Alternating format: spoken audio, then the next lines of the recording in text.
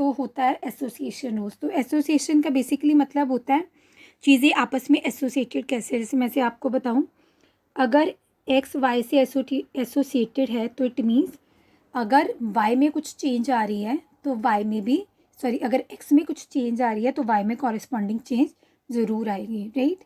अगर एक्स पे कुछ इफेक्ट हो रहा है तो वाई पे भी इफेक्ट हो रहा है, मतलब चीज़ें आपस में रिलेटेड कैसे हैं। अब जैसे यहाँ पे हमने सिंपल एग्जांपल ली है, अगर हम एसोसिएशन रूल्स अपनी सुपरमार्केट में लगाते हैं तो हमें क्या देखने में मिल रहा है, अगर कोई फीमेल शॉपर है, अगर वो कोई हैंडबैग बाय कर रही है तो वो श्योरली शूज़ भी बाय करेगी। अब ये इन्फॉर्मेशन हमें इसलिए मिली है क्योंकि हमने प्रीवियस हिस्ट्री को एनालाइज किया है। वहाँ से हमें पता चला कि नॉर्मली जो फीमेल कस्टमर्स आते हैं, जब भी वो हमारी शॉप से या हमारे सुपरमार्केट से हैंडबैग्स बाय करते हैं, so it is very much likely कि वो शूज़ भी बाय करेंगे, राइट। तो इसका हमें एडवांटेज क्या है, हम ऐसा कुछ ऑफर्स प्रोवाइड कर सकते हैं कि अगर आप हैंडबैग बाय कर रहे हो तो अगर आप उसके साथ शूज़ लेते हो तो आपको कुछ परसेंटेज ऑफ डिस्काउंट ऑफर करेंगे, राइट। सो नेक्स्ट है आपका क्लासिफिकेशन हिरार्की। तो क्लासिफिकेशन हमने जैसे पहले भी देखा है, तो क्लासिफिकेशन का बेसिकली मतलब होता है कि कैटेगरीज में मल्टीपल डिवाइड करना। सो ऐसे हम कर सकते हैं कि हमारी जो ट्रांजेक्शन्स हैं उनको हम डिवाइड कर सकते हैं मल्टीपल कैटेगरीज में, राइट। सो हमारी ये कैटेगरी हो सकती है कि ऐसी कौन सी ट्रांजेक्शन है जो डेबिट कार्ड के थ्रू हो रही हैं या जो सिर्फ क्रेडिट कार्ड के थ्रू हो रही हैं, राइट। क्योंकि इससे हमें इजीली पता लग सकता है जो क्रेडिट कार्ड से बाय कर रहे हैं, राइट, और मतलब उनके लिए हम स्पेशल ऑफर्स लगा सकते हैं, या जो डेबिट कार्ड से बाय करते हैं उनको हम अलग से ऑफर्स दे सकते हैं, राइट। जनरली भी अभी हम देखते हैं कि कभी भी हम ऑनलाइन शॉपिंग करते हैं तो वहाँ पे जो ऑफर्स होते हैं वो इसीलिए होते हैं क्योंकि उन्होंने प्रीवियस ट्रेंड को एनालाइज किया होता है, जिसके बेसिस पे वो ऑफर्स प्रोवाइड करते हैं, राइट। अब नेक्स्ट है सीक्वेंशियल पैटर्न। सो सीक्वेंशियल पैटर्न का मतलब है सीक्वेंस में चीज़ें चल रही हैं, एक चीज़ होगी तो उसके बाद नेक्स्ट वो चीज़ होगी, राइट। तो जैसे 1 2 अगर हम कह सकते हैं 1 के बाद 2 आएगा तो इट मीन्स ये सीक्वेंस है।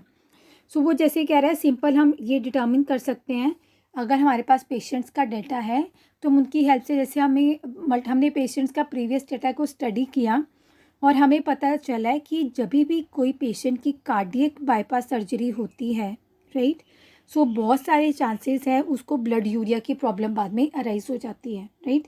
तो ये हमें क्यों पता चला, क्योंकि हमने प्रीवियस डाटा को एनालाइज किया था, जिससे हमें पता चला कि जब भी कोई बाईपास सर्जरी कराएगा तो उसको बाद में ब्लड यूरिया की भी प्रॉब्लम हो सकती है, राइट। अब नेक्स्ट है pattern with in time series. कुछ पैटर्न ऐसे भी होते हैं जो टाइम सीरीज़ पे डिपेंड करते हैं, राइट, मतलब वो टाइम पे डिपेंड करेंगे कि लाइक आप ईयर के कौन से टाइम की बात कर रहे हो, you are talking about spring, summer और विंटर्स, राइट। तो जैसे हमने सिंपल एग्जांपल लिया है, कुछ जैसे हमने प्रीवियस डाटा को स्टडी करके ये हमने पैटर्न डिटर्मिन किया कि कुछ प्रोडक्ट्स ऐसे हैं जिनकी सेल जो है वो समर में तो बिल्कुल सेम थी, लाइक कोई 2 प्रोडक्ट्स हैं जो समर में इक्वली उनकी सेल हो रही थी, बट जैसे विंटर्स आ रही हैं एक प्रोडक्ट की सेल कम हो गई है और एक प्रोडक्ट की सेल ज़्यादा हो गई है, राइट।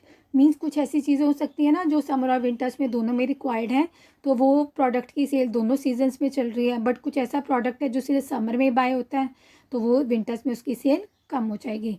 तो ये अगर देखो हम मैनुअली तो बता सकते हैं, लाइक अगर हम सिंपल एग्जांपल लें कि जो विंटर क्लोथ्स हैं हमें पता है कि वो समर्स में नहीं चलेंगे, राइट, और विंटर्स में चलेंगे, बट ये तो हम जनरल जो चीज़ें हम मैनुअली बता रहे हैं, बट बहुत सारी ऐसी चीज़ें हैं जिनको मैनुअली नहीं बता सकते। अगर आप ऑनलाइन शॉपिंग्स की बात करो तो वहाँ पे मिलियंस ऑफ कस्टमर्स विजिट कर रहे हैं साइट पे, राइट। तो आप मैनुअली कैसे वहाँ पे आप बता सकते हो कि कौन से कस्टमर की क्या रिक्वायरमेंट है, कौन से कस्टमर्स का क्या ट्रेंड है, किसी पर्टिकुलर प्रोडक्ट का क्या ट्रेंड चल रहा है, राइट, क्योंकि वहाँ पे तो मिलियंस ऑफ प्रोडक्ट्स हैं। तो इसीलिए हमें यहाँ पे डेटा माइनिंग टेक्निक्स अप्लाई करनी पड़ती हैं, क्योंकि इतने सारे डेटा पे हम मैनुअली वर्क नहीं कर सकते, हम मैनुअली चीज़ों को डिटर्मिन नहीं कर सकते हैं। तो अगर आपके पास डेटा माइनिंग टेक्निक है तो डायरेक्टली आप उसको अप्लाई करोगे और आपके पास यूज़फुल इन्फॉर्मेशन निकल के आएगी, राइट। अब नेक्स्ट है आपका क्लस्टरिंग।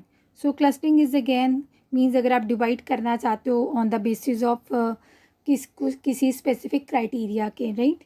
तो जैसे इन्होंने बताया है कि अगर कोई एंटायर पॉपुलेशन है, कोई हमने सिटी की पॉपुलेशन ले ली है तो उनको हमने कोई वैक्सीनेशन प्रोवाइड की थी, राइट। तो हमने उनको एनालाइज़ किया, कुछ ऐसे कस्टमर्स हैं जिनको वैक्सीनेशन से साइड इफ़ेक्ट्स हो रहे हैं, कि इनको किस टाइप के साइड इफ़ेक्ट्स हो रहे हैं, राइट।